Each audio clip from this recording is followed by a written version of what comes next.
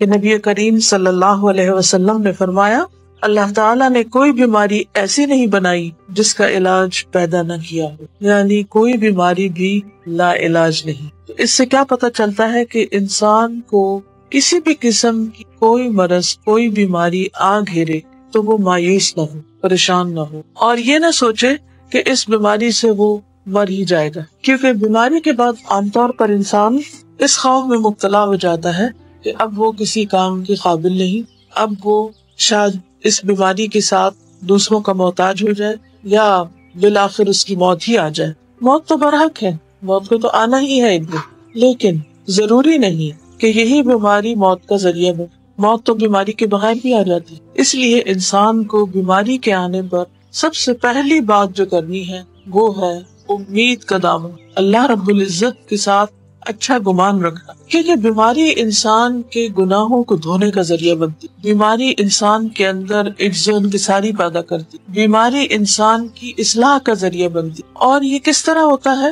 کہ جب انسان بیمار ہوتا ہے یا غم زدہ ہوتا ہے یا پریشان ہوتا ہے تو اس کی توجہ سراسر اس خاص پریشانی کی طرف ہو جاتی، باقی چیزیں اتنی اہم نہیں رہتی جو غیر ضروری ہو، بلکہ بیماری میں تو انسان بعض اوقات اپنے فرائض تک سے بھی غافل ہو جاتا ہے اور بہت سی چیزیں اس سے چھوٹ جاتی۔ اگر انسان دیکھے تو اس میں بھی ایک مثبت پہلو، کیونکہ انسان عام حالات میں اتنی مصروفیت کا شکار ہوتا ہے کہ اس کو بعض اوقات بہت اہم چیزوں کی طرف توجہ دینے کا وقت ہی نہیں ہوتا، سوچ ہی نہیں آتی، لہٰذا جب اس سے باقی سب چیزیں چھپ جاتی ہیں اور وہ ایک طرح سے خاموشی اور تنہائی اور جسمانی طور پر کمزوری کا شکار ہوتا ہے تو اس سے بہت سے پردے ہٹتے، اسے اپنی حقیقت کا پتہ چلتا ہے، اسے اپنی آخرت کے بارے میں سوچ آتی کہ میرا انجام کیا ہوگا، میرے ساتھ کیا معاملہ ہوگا، کل میرا کیا بنے گا جب سب میرا ساتھ چھوڑ جائیں گے، حتیٰ کہ میرا اپنا جسم بھی میرا نہیں رہے گا، کیونکہ قیامت کے دن انسان کا جسم بھی انسان کے خلاف گواہی دے گا۔ یہ سوچ عام دنوں میں نہیں آ سکتی، انسان ایسی چیزوں کے بارے میں سوچتا ہی نہیں، کیونکہ جب تک جسمانی طور پر وہ طاقتور ہوتا ہے، باہمت ہوتا ہے، وہ سمجھتا ہے وہ سب کچھ کر سکتا، اس کے لیے کچھ مشکل نہیں، ہر چیز اس کے قابو میں، کنٹرول میں، ہر چیز اس کی اپنی۔ لیکن جب بیمار ہوتا ہے تو پھر آہستہ آہستہ اس کو اندازہ ہوتا ہے کہ اس کا یہ خیال غلط تھا، اس کی یہ سوچ درست نہ تھی، اس لیے بیماری تطہیر کا ذریعہ بنتی، صفائی کا ذریعہ بنتی، بعض اوقات جسمانی بیماری روحانی صحت کا ذریعہ بنتی، کیونکہ بیماری میں انسان کے گناہ بھی دھلتے ہیں، چھوٹی بیماری ہو یا بڑی ہو۔ جیسے ایک موقع پر نبی صلی اللہ علیہ وسلم نے ایک خاتون کو دیکھا جسے بخار تھا، وہ بخار کو برا بلا کہہ رہی تھی، تو آپ نے فرمایا کہ تم اس کو برا بلا نہ کہو۔ مومن کے گناہ بیماری میں اس طرح جھڑتے ہیں جیسے خزاں میں درخت سے پتے جھڑ جاتے ہیں، حتیٰ کہ مومن جب اللہ سے ملاقات کرتا ہے، یعنی بیماری کے بعد جب فوت ہوتا ہے، تو وہ اس حال میں اللہ سے ملتا ہے کہ وہ بالکل پاک صاف ہو چکا ہوتا ہے، یعنی اس کے جسم پر ایک بھی گناہ باقی نہیں ہوتا، بالکل صاف ستھرا۔ لیکن عام طور پر لوگ ایسے شخص کے بارے میں جو بہت سخت بیماری کا شکار ہو جائے، بدگمانی اور وسوسے اور بری سوچ رکھتے ہیں کہ لگتا ہے کہ یہ شخص کو بہت ہی گناہگار تھا، اس لیے اس مصیبت میں پکڑا گیا ہے۔ حالانکہ مومن کے لیے وہی بیماری باعث رحمت ہوتی ہے، وہ قطرہ قطرہ دھل رہا ہوتا ہے، اور پھر وہ تکلیف اگر وہ اس پر صبر کرے تو آخرت کے اجر اور درجوں کی بلندی کا ذریعہ بن رہا ہوتا ہے۔ لیکن عموماً انسان اس طرح سوچتا نہیں، شیطان انسان کو مایوس کرنے لگتا ہے۔ جہاں بیماری انسان کے لیے روحانی صحت کا ذریعہ بنتی، وہاں بیماری شیطان کے وسوسوں کو مزید دعوت دینے کا ذریعہ بھی بنتی ہے، اگر اس کی سوچ مثبت نہ ہو، منفی۔ اور منفی سوچ کیا ہوتی ہے کہ مجھ پر یہ بیماری کیوں آ گئی، اور اٹس ناٹ فیئر، میرے ساتھ ایسا نہیں ہونا چاہیے، یا بچے کے ساتھ ایسا کیوں ہو گیا۔ تو بہت سی چیزیں ایسی ہوتی ہیں کہ جو انسان کو اس حد تک پریشان کر دیتی ہیں کہ انسان کے ایمان کے جانے کا بھی اندیشہ ہوتا ہے۔ تو سب سے پہلی بات تو یہ کہ انسان پر جب کوئی بیماری آئے تو وہ کیا سوچ رکھے کہ اس بیماری کا علاج موجود ہے، پھر وہ اللہ سے دعا کرے اور علاج شروع کرے۔ بعض لوگ علاج نہیں کرتے، وہ کہتے ہیں کہ اب آ گئی ہے، اب یہ تو زندگی میں ساتھ ہی چلے گی، اس لیے علاج کی ضرورت نہیں۔ جبکہ علاج کرانا اور علاج کے لیے بھاگ دوڑ کرنا یہ بھی مسنون ہے، یہ بھی اللہ کا حکم ہے۔ ایک انصاری صحابی سے مروی ہے کہ ایک مرتبہ رسول اللہ صلی اللہ علیہ وسلم ایک شخص کی عیادت کے لیے تشریف لے گئے، بیمار پرسی کے لیے، جو زخمی ہو گیا تھا۔ نبی صلی اللہ علیہ وسلم نے فرمایا، بنو فلاں کے طبیب کو بلا کر اسے دکھاؤ۔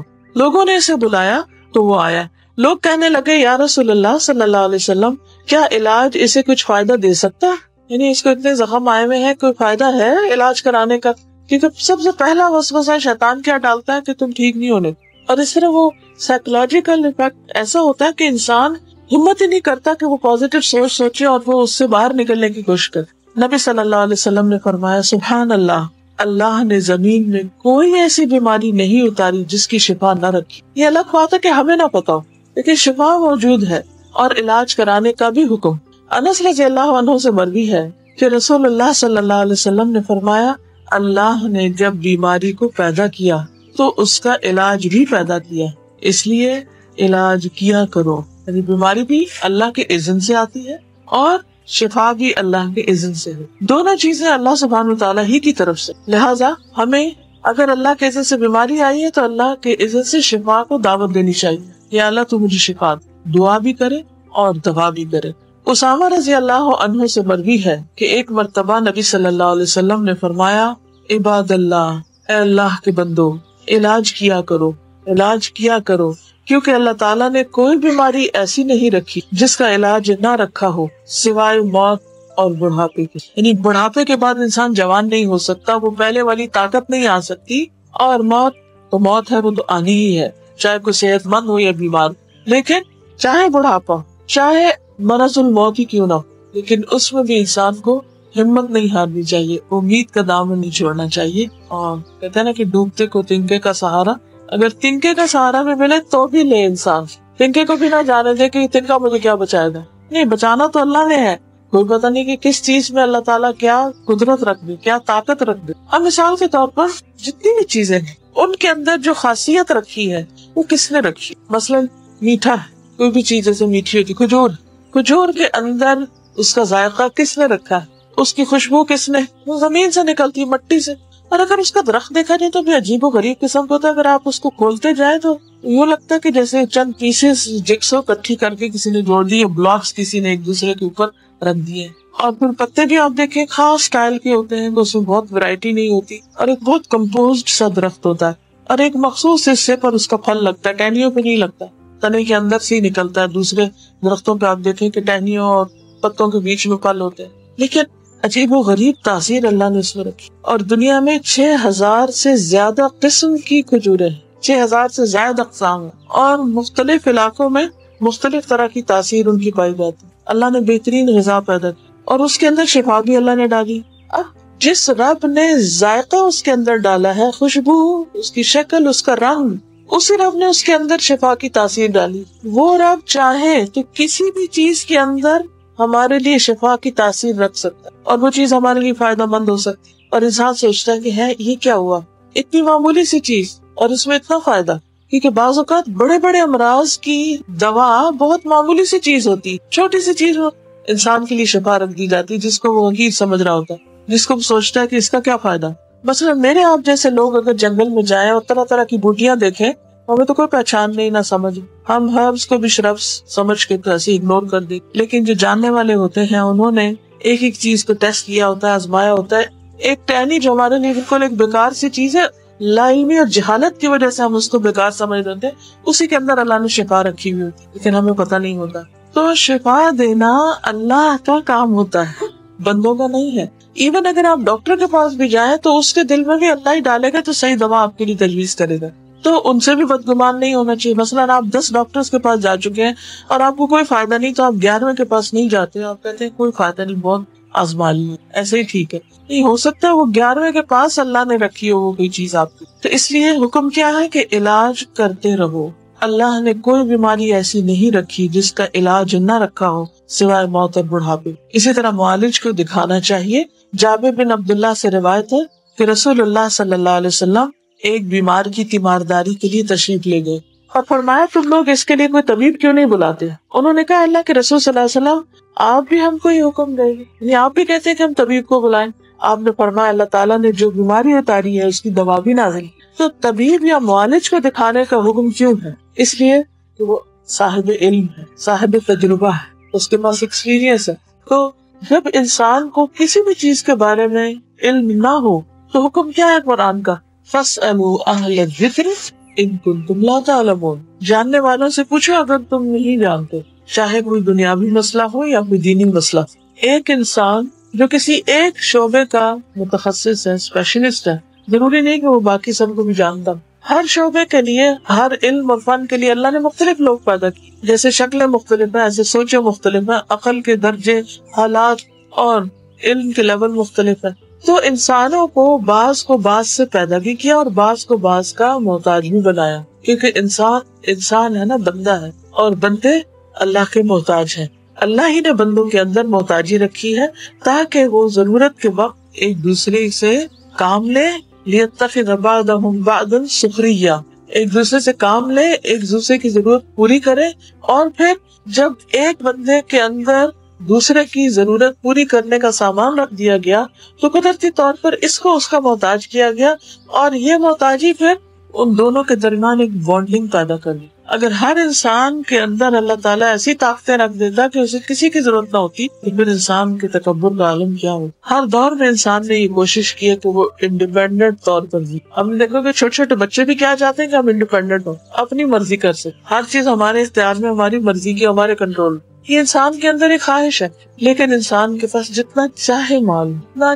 چاہے علم ہو، جتنا چاہے طاقت ہو، پھر بھی وہ دوسروں کا محتاجی سے پاک صرف اللہ کی ذات۔ بعض اوقات انسانوں کی آپس میں ایک دوسرے سے ضرورت بھی پوری ہوتی ہے، لیکن بعض اوقات اختلافات بھی ہو جاتے ہیں، بعض اوقات ناراضگیاں ہو جاتی ہیں، بہن بھائیوں میں ہو جاتی ہیں، ماں باپ کے بیچ میں ہو جاتی ہیں، دوستوں کے بیچ میں ہو جاتی ہیں، محبت کرنے والوں کے بیچ میں ہو جاتی ہیں، بہت نیچرل۔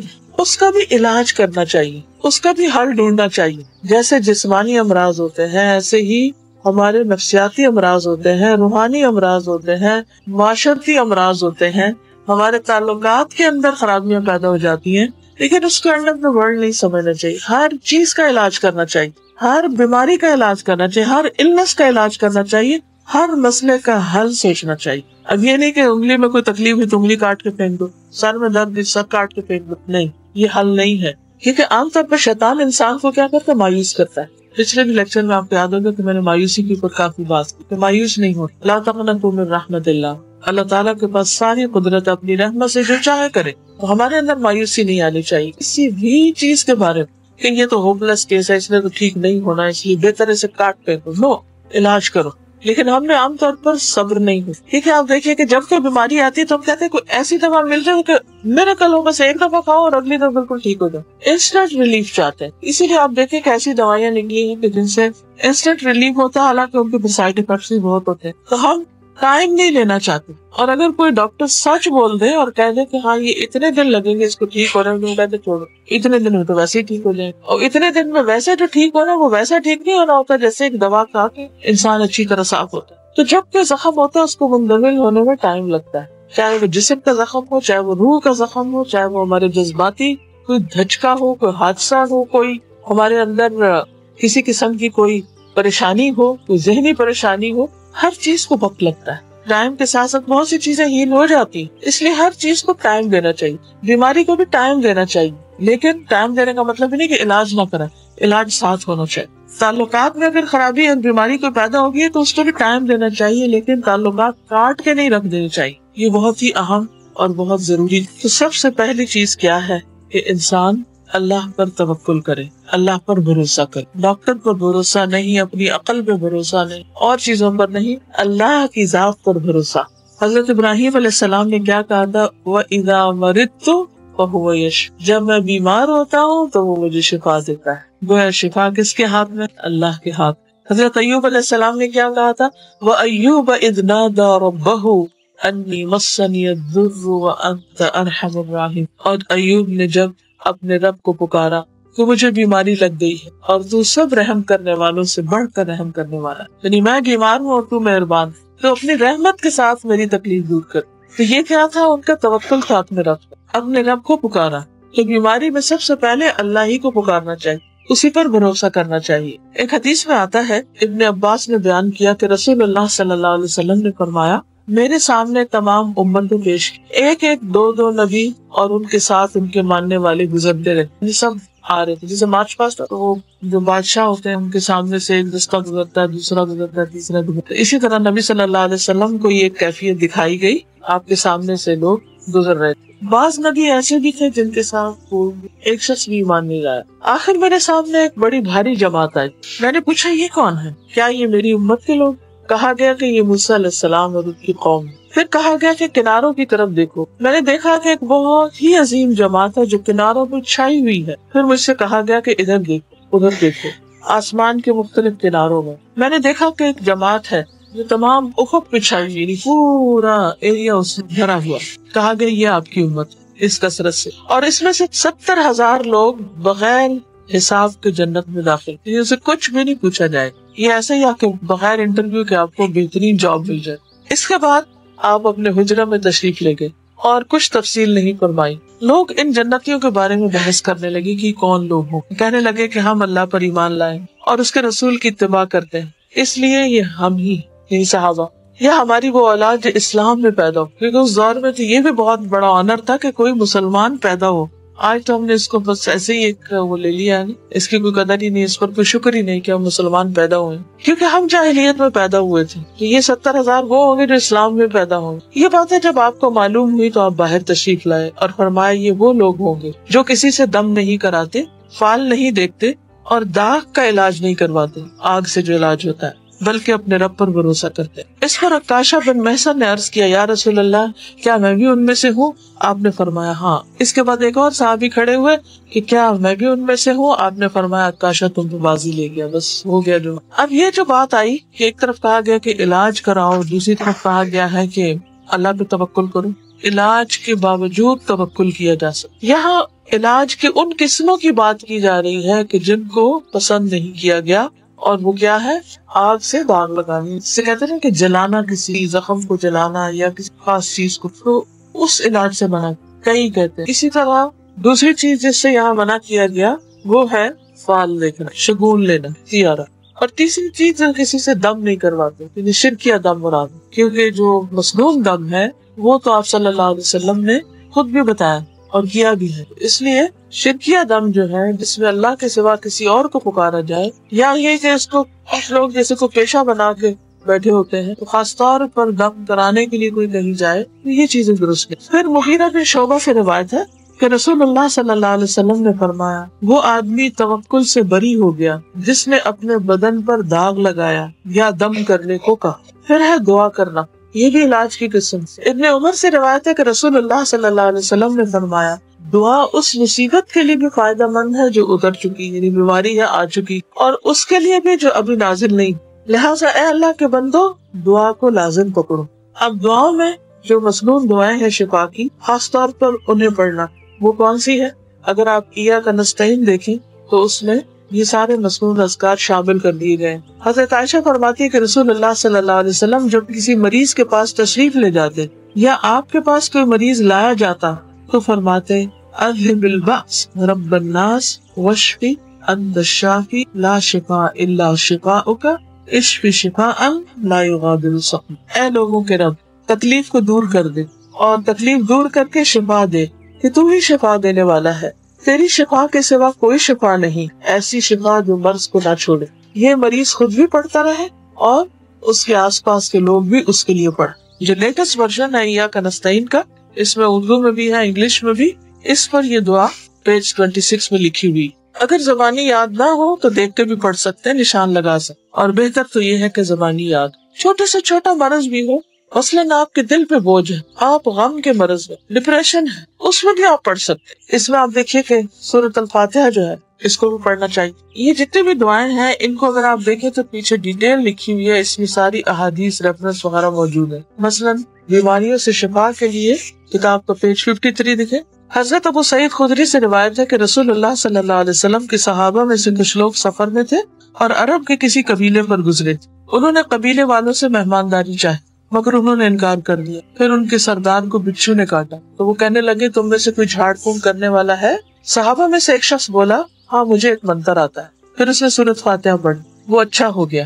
صرف سورۃ فاتحہ پڑھنے سے ہی اچھا ہو گیا، حالانکہ وہ مسلمان نہیں تھا. اس سے کیا پتا چلتا ہے کہ آپ کسی پر بھی پڑھ سکتے. مثلا آپ کی نان مسلم میڈ ہے، اس میں بھی پڑھ دیجئے. اور اسے ایک گلہ بکریوں کا دیا، اس نے گلہ قبول کرنے سے انکار کر دیا اور کہا کہ میں رسول اللہ صلی اللہ علیہ وسلم سے پوچھ لوں. پھر آپ کے پاس آ کر قصہ بیان کیا اور کہا یا رسول اللہ صلی اللہ علیہ وسلم اللہ کی قسم میں نے سورۃ فاتحہ کے سوا کچھ منتر نہیں کیا، صرف سورۃ فاتحہ پڑھی، لیکن کس یقین کے ساتھ پڑھی ہوگی۔ آپ ہنسنے لگے اور فرمایا تجھے کیسے معلوم ہوا کہ وہ منتر بھی؟ پھر فرمایا وہ غلہ لے لو اپنے ساتھ، میرے لیے بھی ایک حصہ لگاؤ۔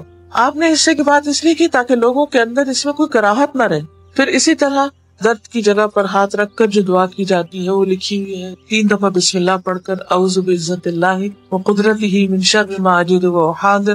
پھر آپ صلی اللہ علیہ وسلم نے فرمایا کہ جس نے کسی ایسے مریض کی عیادت کی جسے ابھی اجل نہ آئی ہو، ابھی موت نہ آئی ہو، تو 7 بار اس کے پاس یہ دعا اسأل اللہ العظیم رب العرش العظیم ان یشفیک پڑھے تو اللہ تعالیٰ اسے اس بیماری سے عافیت میں رکھے گا، جس کو شفا دے۔ تو بہرحال یہ دعائیں اللہ کے رسول صلی اللہ علیہ وسلم نے بتائیں، جن کو یہ سارا علم وہی سے حاصل ہوتا تھا۔ دوسری چیز علاج کا دوسرا طریقہ، یعنی پہلا کیا ہے؟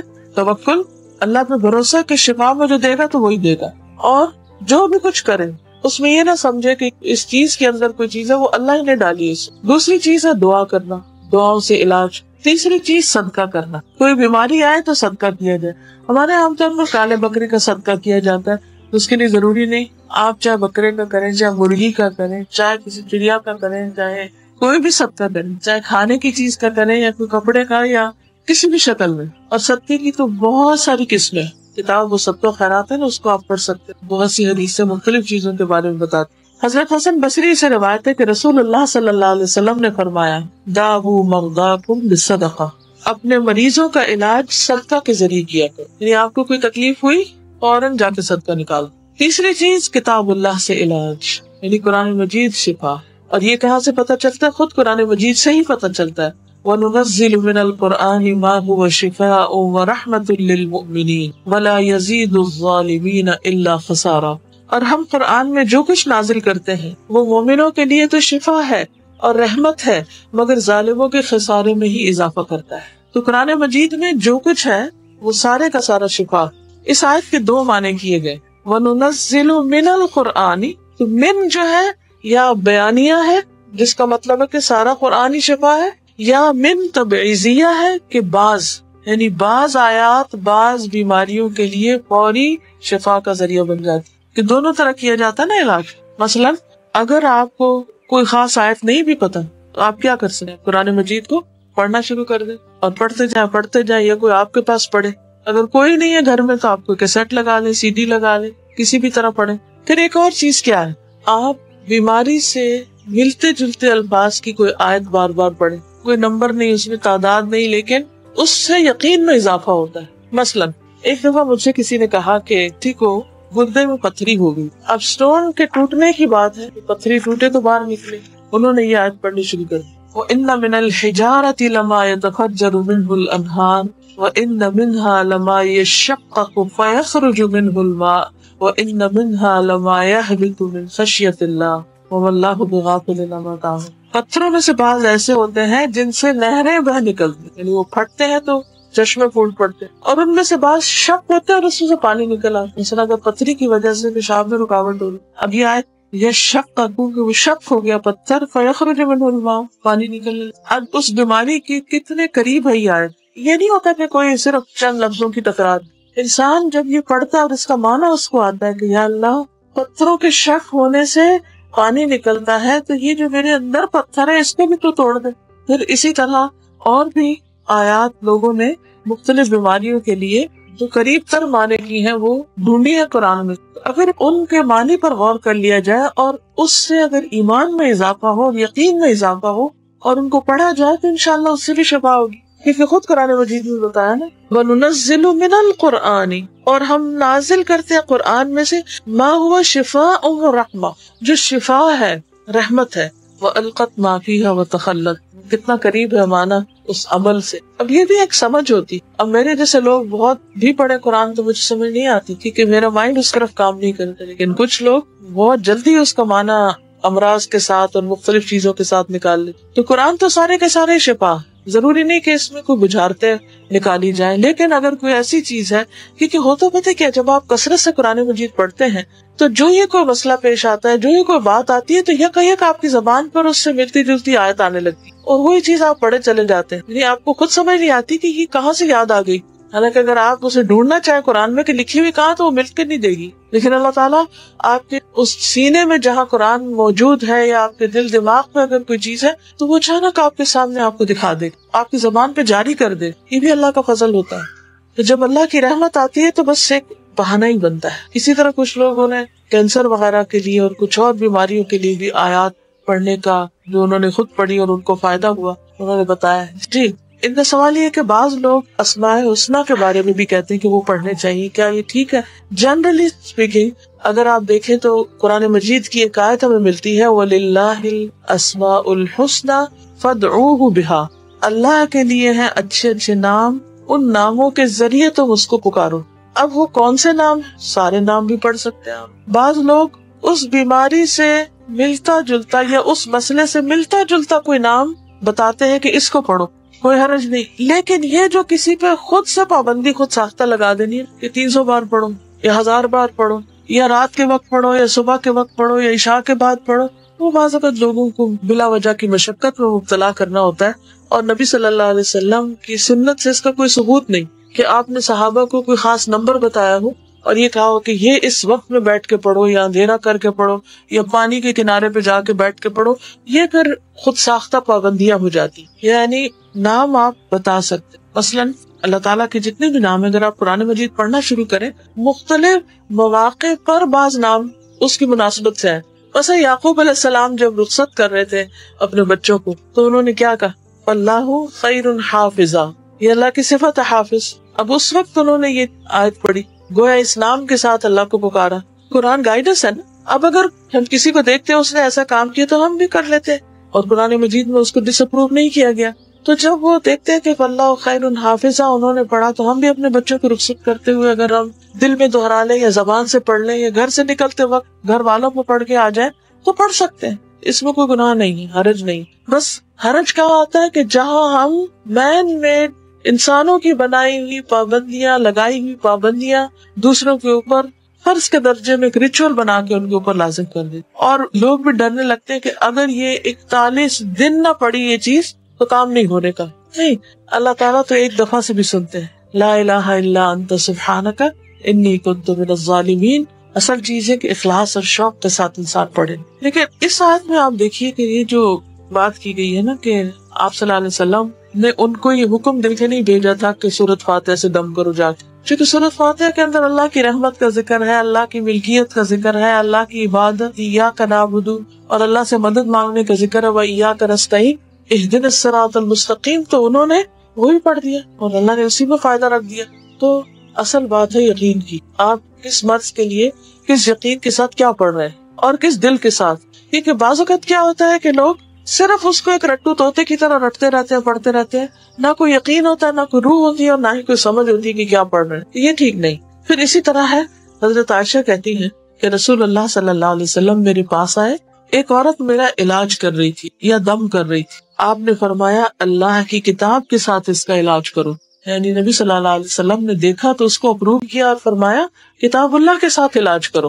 ابن مسعود سے مرفوعاً مروی ہے کہ اللہ نے جو بیماری اتاری اس کی شفا بھی اتاری. جو جان لیتا ہے سو جان لیتا ہے، اور جو ناواقف رہتا ہے سو ناواقف رہتا ہے، جس کو نہیں پتا سو نہیں پتا. نافع فرماتے ہیں کہ ابن عمر نے کہا، اے نافع، میرے خون میں حدت پیدا ہو گئی، گرمی آ گئی، اس لیے کوئی پچنے لگانے والا تلاش کرو، اگر ہو سکے تو نرم خو آدمی کو لانا، یعنی جو نرم مزاج ہو. عمر رسیدہ بوڑھا یا کم سن بچہ نہ لانا، کیونکہ بچوں کو بھی اتنی سمجھ نہیں ہوتی، اور جو لوگ ذرا عمر کے پختہ ہو جاتے ہیں بعض اوقات ان میں سختی سی آ جاتی. اس سے یہ بھی پتہ چلتا ہے کہ معالج کی جو شخصیت ہے وہ بھی اثر ڈالتی، اور مریض اس کے اثرات میں ایک طرح سے آتا ہے، کیونکہ مختلف چیزیں ہمارے اوپر افیکٹ کر رہی ہوتی ہیں. مثلا اچھے بااخلاق ڈاکٹر کے پاس آپ جاتے ہیں تو اس کی کمپنی میں بیٹھ کے ہی آپ کو ایسا لگتا ہے جیسے آپ ٹھیک ہونے لگے. اب اس میں یہ نہیں کہ وہ ڈاکٹر جو ہے اس کے اندر کوئی ایسا کمان پیدا ہو گیا ہے، لیکن اس نے اللہ کے حکم کے مطابق اگر اچھے اخلاق یا نرمی یا محبت کا مظاہرہ کیا ہے تو یہ بھی علاج ہی کا ایک طریقہ ہے. یعنی اگر ہم علاج کے طریقوں میں یہ طریقہ بھی ڈال لیں